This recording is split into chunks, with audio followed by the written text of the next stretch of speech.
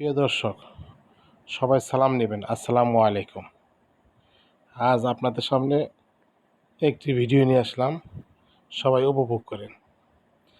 দেখুন আমার ছাদে কি সুন্দর কিছু সংখ্যক ড্রাগন ফল পেকে ঝুলে আছে।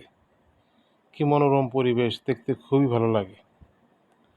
ছাদে খুব অল্প পরিশ্রমে সহজেই ড্রাগন ফল চাষ করা যায়। কাজেই যাদের ছাদ অবহেলিতভাবে পড়ে আছে তারা সহজে ছাদ বাগান করতে পারেন।